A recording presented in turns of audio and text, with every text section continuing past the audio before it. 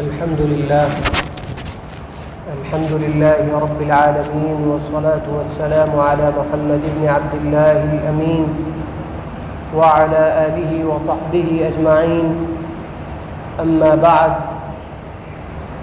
فقد قال الله تبارك وتعالى في القرآن المجيد: أعوذ بالله من الشيطان الرجيم، بسم الله الرحمن الرحيم. اقرأ باسم ربك الذي خلق الإنسان من علق. صدق الله العلي العظيم. وقال في موضع آخر: قل هل يستوي الذين يعلمون والذين لا يعلمون. صدق الله العظيم. وقال النبي صلى الله عليه وسلم: طلب العلم فريضة على كل مسلم، أو كما قال عليه الصلاة والسلام. میرے محترم بزرگوں اور دوستوں، اس جمعہ کے اندر آپ حضرات سے جس حساس موضوع پر بات کرنی ہے، وہ موضوع ایسا ہے جس کے متعلق ہم مسلمانوں کے اندر کافی غفلت دیکھی جا رہی ہے.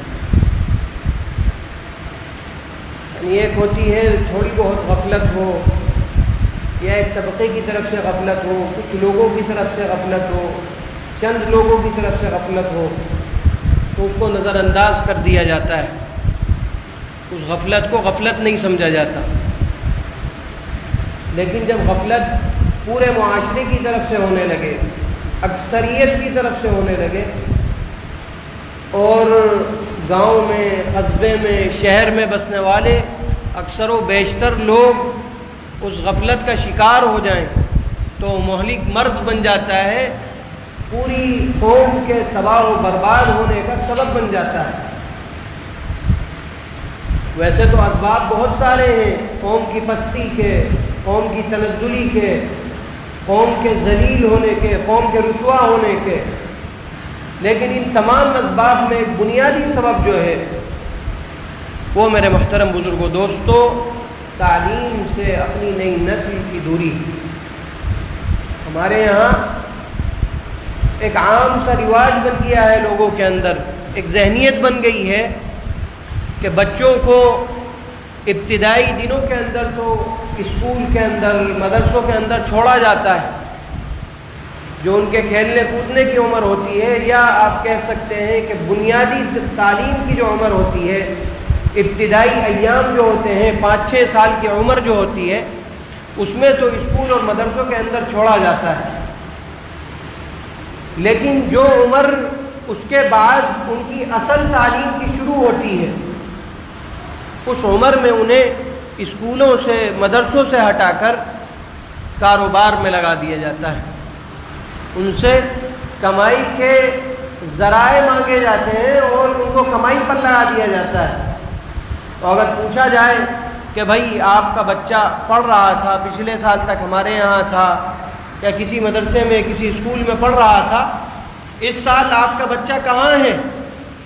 تو والدین کی طرف سے جواب ہوتا ہے کہ لڑکا سیانہ ہو گیا ہے، بڑا ہو گیا ہے، اب جو ہے ہم نے اسے کام پر لگا دیا ہے. لڑکا تھوڑا سمجھدار ہو گیا ہے، تو اب ہم نے اسے کام پر لگا دیا ہے، 100-200 روپے لے کر آئے گا گھر میں. میرے محترم بزرگوں دوستو، یہ ذہنیت اور ہمارا یہ رویہ پوری نسل کے لیے اور پوری قوم کے لیے ایک مہلک مرض بن چکا ہے. ایک اس طرح آپ سمجھ لیجئے کہ زہر کا ٹیکا بنا ہوا ہے کہ ہم ان چند ہزار روپے کی لالچ میں جو وہ اپنے ان سالوں کے اندر کمائے گا، اس بچے کا اور اس کی اولاد کا مستقبل خراب کر رہے ہیں. ہم اپنی پوری قوم کا مستقبل خراب کر رہے ہیں. وہ بچہ جس کی کمائی کے چکر میں اگر آپ ابھی نہ پڑھتے تو وہ ہو سکتا تھا کہ بہترین ڈاکٹر بن کر نکلتا، وہ ہو سکتا تھا کہ IPS اور IAS آفیسر بنتا، وہ ہو سکتا تھا بہترین شاندار انجینئر بنتا، وہ ہو سکتا تھا مدرسے سے نکلنے والا بہترین عالم ہوتا اور مفتی ہوتا، اور وہ ہو سکتا تھا کہ اپنے فیلڈ کا جس میں بھی وہ مہارت حاصل کرتا اور جس تعلیم کو بھی وہ پڑھتا اس کا بہترین ماہر ہوتا، لیکن آپ نے اس کے سفر کو شروع ہونے سے پہلے اس کے سفر کو ختم کر دیا، صرف کس لالچ میں کہ دن کے 100-200 روپے وہ آپ کو کما کر دے دے گا، آپ کی جیب میں دن کے 100-200 روپے آ جائیں گے، گھر کا خرچہ ٹھیک ٹھاک چل جائے گا، اس لیے آپ نے اس کی تعلیم کو ختم کروا دیا۔ جو عمر بچوں کی پڑھائی کی ہوتی ہے اس میں عام طور پر ان کا بھی دل نہیں لگتا، وہ بھی چاہتے ہیں کسی طرح چھٹکارا اس سے ملے، اور پھر والدین کا نرم رویہ یا آپ کہہ سکتے ہیں کہ لالچی رویہ، ان کی جو فطرت ہوتی ہے بچوں کی اسکولوں سے مدارس سے ہٹنے کی، اس میں کیا کہتے ہیں آگ میں تیل کا کام کرتا ہے کہ وہ خود نہیں چاہ رہا پڑھنا، اور پھر والدین کا لچکدار رویہ جب دیکھتا ہے کہ ہاں دیکھ لو، پڑھنا چاہو تو پڑھ لو، نہیں پڑھنا چاہتے تو کام پر لگو، وہ رویہ اسے بڑا پسند آتا ہے کہ ہاں بھائی والدین کی طرف سے اجازت مل گئی، اب ہمیں پڑھنا لکھنا نہیں ہے، اب کوئی کام دھندا ڈھونڈنا ہے۔ شروع میں پھیری پر چلا جائے گا، کہیں مزدوری پر چلا جائے گا، 5,000 10,000 کا نوکر بن جائے گا، اور اپنی پڑھائی کو الوداع کہہ دے گا اور اپنی پڑھائی چھوڑ دے گا۔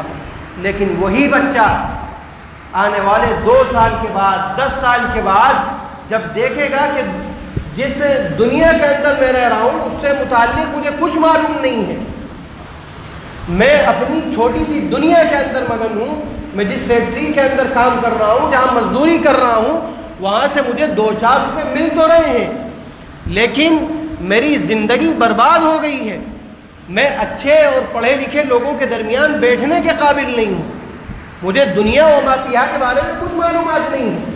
جب کوئی پڑھا لکھا آدمی میرے سامنے آ جاتا ہے تو میں جھجک محسوس کرتا ہوں، میرے بچوں کے رشتے کا مسئلہ ہوتا ہے تو میرے پاس اپنے ان رشتہ داروں کے پاس بیٹھنے کے لیے سلیقہ نہیں آتا، مجھے بات کرنے کا سلیقہ نہیں آتا کہ میں ان کے سامنے کیا بات کروں، کیونکہ مجھے اپنی جو میرے گھر والوں نے جو ایک 4 دیواری میرے لیے بنا رکھی ہے اس کے علاوہ مجھے کچھ معلوم نہیں۔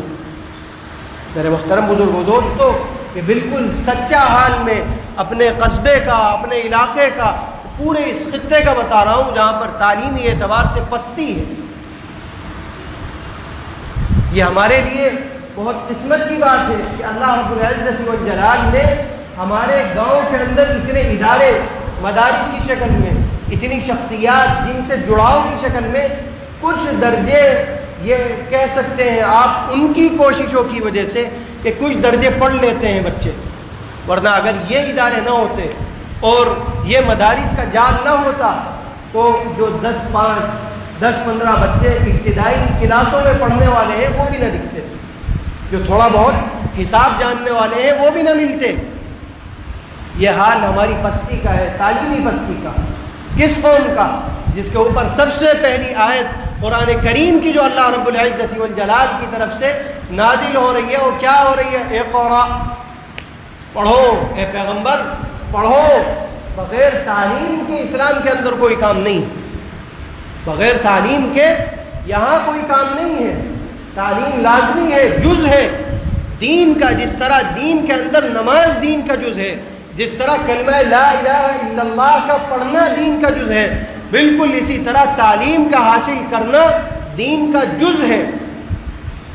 دین سے آپ تعلیم کو الگ کر دیجئے تو آپ بے دین ہو جائیں گے، دہریہ بن جائیں گے۔ جب تک آپ کے پاس تعلیم نہیں ہے آپ اس وقت تک اچھے ایمان والے نہیں بن سکتے۔ آپ کے پاس تعلیم نہیں ہے کہ آپ نماز کیسے پڑھیں، آپ کو یہ معلوم نہیں نماز میں پڑھیں کیا، آپ کو یہ معلوم نہیں ہے کہ زندگی گزارنے کا طریقہ کیا ہے۔ یہ تمام چیزیں کہاں سے حاصل ہوں گی؟ تعلیم سے حاصل ہوں گی۔ جب یہ چیزیں آپ کو معلوم نہیں ہیں تو پھر آپ چلتے پھرتے انسان تو ہیں لیکن آپ در حقیقت حیوان ہیں، انسانوں کی شکل میں حیوان ہیں۔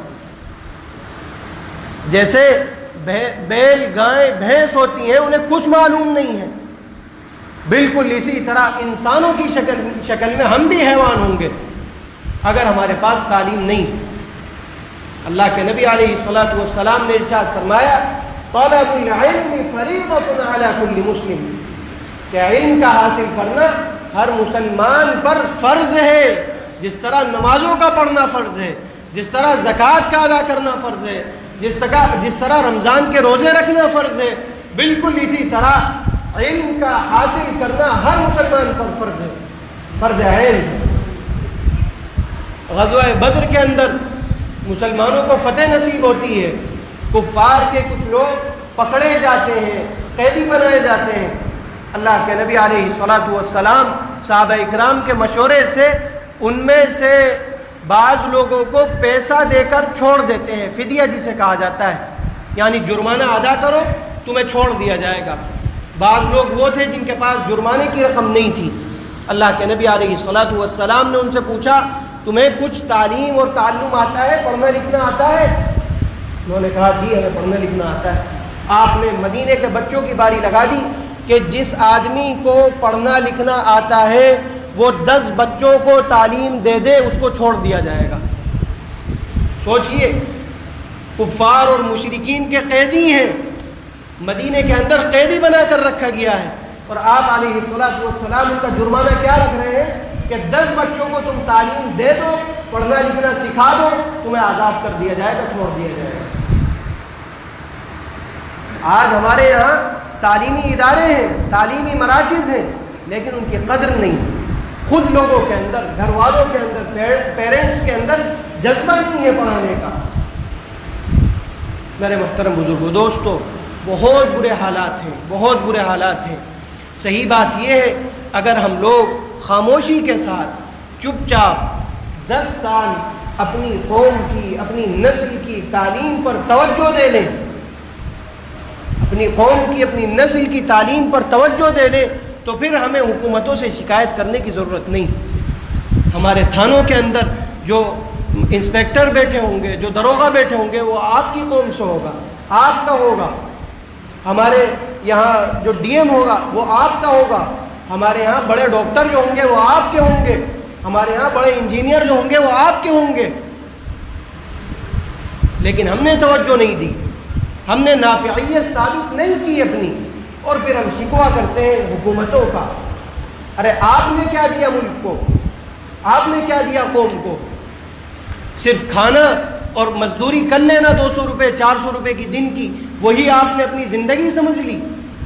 اللہ رب العزت والجلال نے ہر انسان کو انسانوں کی مدد کے لیے پیدا کیا، اور مسلمانوں کے اندر خاص طور سے جذبہ پیدا ہونا چاہیے کہ ہر مسلمان ہر انسان کی مدد کرے۔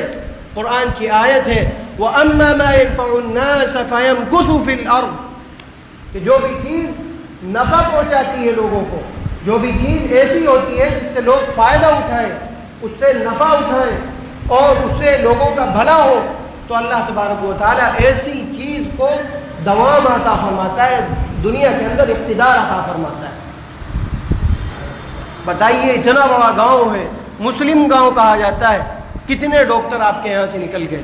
اوسط درجہ نکالیں گے 0.11 بھی نہیں پہنچے گا، انگلیوں پر گننے لائق مسلمانوں کے اندر اس وقت ہمارے گاؤں کے اندر ڈاکٹر، 2-3 ڈاکٹر مشکل سے پورے گاؤں کے اندر۔ میرے محترم بزرگوں، دوستو، ہمیں اپنی تعلیم پر توجہ دینی ہوگی، اپنی نسل کی تعلیم پر توجہ دینی ہوگی۔ یہ جو 100-200 روپے کے لالچ میں ہم اپنے بچوں کو اسکولوں سے ہٹا لیتے ہیں، مدارس سے ہٹا لیتے ہیں، یہ میرے محترم بزرگوں، دوستو، ظلم کی بات ہے۔ آپ ان کے مستقبل کے ساتھ کھلواڑ کر رہے ہیں، آپ ظلم کر رہے ہیں ان کے ساتھ، آپ ان کو تعلیم سے روک رہے ہیں، ظلم کر رہے ہیں۔ اور ظالموں کو کبھی اللہ تبارک و تعالیٰ ایسا نہیں ہوتا کہ ان کو اقتدار عطا فرمائے، ان پر نعمتیں نازل فرمائے، ان پر اللہ کی طرف سے پھٹکار آتی ہے، عذاب اترتے ہیں، لعنتیں آتی ہیں۔ آپ تعلیم دے نہیں رہے، اور جن بچوں کی خواہشات پر چل کر آپ آج ان کو مدارس سے اور کیا کہتے ہیں اسکولوں سے، کالجز سے ان کی پڑھائی بند کرواتے ہیں، وہی آپ کی اولاد ہے۔ کل قیامت کے دن جب اللہ رب العزت والجلال پوچھے گا کہ بھائی کیا بات ہے تم نے ہمارے اعمال پر اور ہمارے احکامات پر عمل کیوں نہیں کیا؟ کیوں تم لوگوں کے لیے نافع ثابت نہیں ہوئے؟ کیوں تمہاری نافعیت چھن گئی؟ تمہارے پاس مواقع تھے، تمہارے پاس پڑھنے کے لیے مراکز تھے، تمہارے پاس پڑھنے کے لیے وسائل تھے، کیوں تم نہیں پڑھے؟ تو یہ آپ کی اولاد جو آج آپ کی بہت نور نظر بنی ہوئی ہے، وہ آپ کے خلاف کل قیامت کے دن گواہی دے گی۔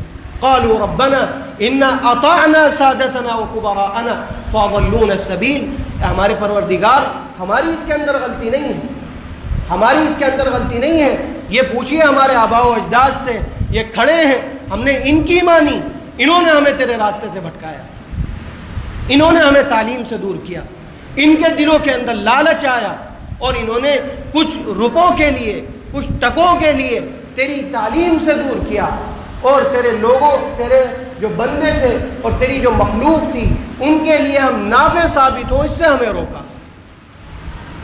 میرے محترم بزرگوں، دوستو، بہت ضرورت اس وقت اس بات کی ہے کہ ہم اپنے اندر نافعیت ثابت کریں، اپنے آپ کو نافع بنائیں۔ میں بارہا اس بات کی مثال دیتا ہوں کہ ہمارے ساتھ رہنے والی قوم، ہمارے ساتھ اٹھنے بیٹھنے والے لوگ، جاٹ جنہیں ہم کہتے ہیں، آج سے 10 سال پہلے انہیں بٹھانا نہیں چاہتا تھا کوئی اپنے پاس، یہ ان کی تعلیمی تنزلی کا حال تھا۔ آج آپ دیکھیے انہوں نے اپنی تعلیم پر توجہ دی، تو آج ہمارے ضلع میں دیکھ لیجئے کتنے ان کے اسکول ہیں، کتنے ان کے کالج ہیں، اور پھر اس کے بعد کتنے تھانوں میں ان کی بھرتیاں ہیں، کتنے ان کے داروغہ ہیں، اور کتنے ان کے انجینئر ہیں، کتنے ان کے ڈاکٹر ہیں۔ تمام چیزوں پر نظر ڈالیے، زیادہ دور نہیں، اپنے ہی ضلع میں دیکھ لیجئے، اپنے علاقے میں دیکھ لیجئے۔ تو کیا مسلمان جس پر سب سے پہلی آیت قرآن کریم کی تعلیم کے متعلق اتر رہی ہے، وہ اس پر عمل نہیں کر سکتا؟ وہ اپنے بچوں کو نہیں پڑھا سکتا، وہ اپنے بچوں کو اچھی تعلیم نہیں دے سکتا؟ کیا اس کے بچے ڈاکٹر نہیں بن سکتے؟ اس کے بچے IAS IPS نہیں بن سکتے؟ کیا مسلم DM اور SDM نہیں ہو سکتے؟